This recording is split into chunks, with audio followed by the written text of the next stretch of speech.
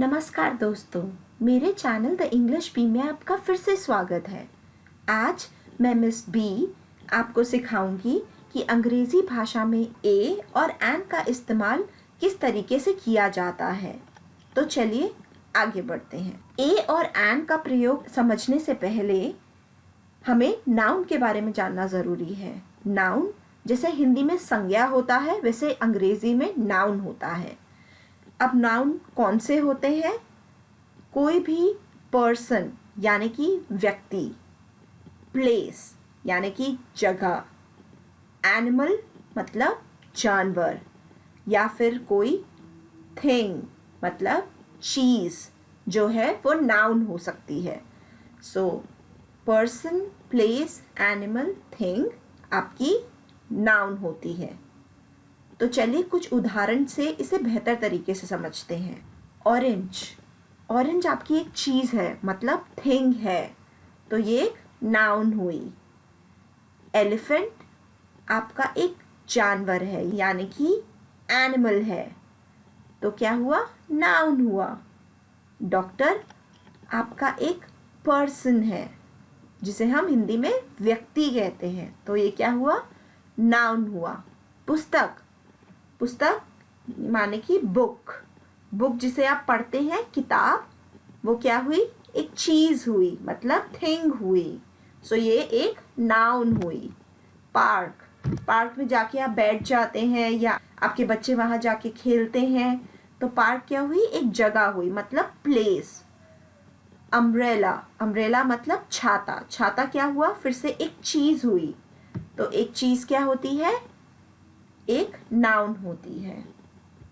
तो अब समझते हैं कि अ और एन किस हिसाब से यूज़ किए जाते हैं। आपको याद होगा हमने पिछली क्लास में पढ़ा था कि हमारे वाउल्स और कॉन्सोनेंट्स कौन से होते हैं। हमारे 5 वाउल्स होते हैं, ए, ई, आई, ओ, यू। तो जहाँ भी वाउल होता है वहाँ पे आप यूज़ करते हैं एन, और जहाँ भी कॉन्सोनेंट होता है वहाँ आप क्या यूज़ करते हैं? ए। इसका मतलब है कि कोई भी नाउन जो एक वाउल से शुरू होता है, मतलब ए, ई, आई, ओ, यू, उसके सामने क्या लगता है? एन। और जब कोई शब्द या जब कोई नाउन आपका कॉन्सोनेंट से शुरू होता है तो उसके सामने क्या लगता है? अ। तो चलिए अब समझते हैं इन शब्दों में किनके सामने अ लगेगा और किनके सामने एन। सो सबसे पहले है ऑरेंज। ऑरेंज किससे शुरू होता है? ओ से। ओ क्या है आपका? वाउल, तो इसके सामने लगेगा एन ऑरेंज। ऐसे ही एलिफेंट, एलिफेंट आपका किससे शुरू होता है? ई से, तो ई क्या होता है आपका? वाउल होता है, तो इसके सामने क्या लगेगा? An elephant. अब आते हैं अगले शब्द पे जो कि है डॉक्टर। डॉक्टर आपका डी से शुरू होता है और डी क्या होता है आपका? कॉन्सोनेंट, तो कॉन्सोनेंट के आगे क्या लगाना है? अ, तो क्या हुआ? A doctor. अगला शब्द है आपका बुक।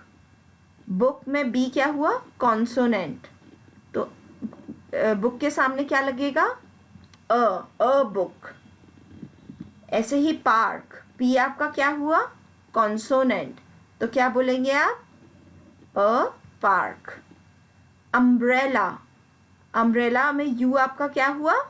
वाउल हुआ, तो अम्ब्रेला के सामने क्या लगेगा? An umbrella. आशा करती हूँ कि अब आपको ये अच्छे से समझ आ गया होगा। तो चलिए अब कुछ वर्ड्स की साथ मिलके प्रैक्टिस करते हैं। एप्पल, एप्पल क्या है? एक चीज़ है, थिंग है, और एप्पल किससे शुरू होता है? ए से, तो क्या हुआ ये? An apple.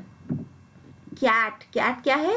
एनिमल, और कैट में सी क्या होता है? कॉन्सोनेंट, तो ये क्या हुआ? A cat. अगला शब्द है आपका बनाना। बनाना में बी आपका क्या हुआ? कॉन्सोनेंट। बनाना एक चीज़ है, एक वस्तु है, एक थिंग है, तो और बी से शुरू हो रही है, ये हो गया अ बनाना। ऐसे ही एग, एग जो है वो आपकी एक वस्तु है और ई जो है वो आपका वाउल है। तो वाउल क्या हुआ? An egg. अगला बॉय। बॉय क्या हुआ आपका? पर्सन, व्यक्ति। और बॉय में बी जो है क्या है आपका? कॉन्सोनेंट। तो ये क्या हुआ? A boy. ऐसे ही एंट। एंट में ए जो है वो आपका एक वाउल है। तो ए क्योंकि आपका वाउल है तो यहाँ क्या लगेगा? एन। ठीक है, तो an apple, a cat, a banana, an egg, a boy, an ant. अगर आपको मेरा ये वीडियो पसंद आया हो तो इसे लाइक करिए, शेयर करिए और मेरे चैनल को सब्सक्राइब करिए। धन्यवाद।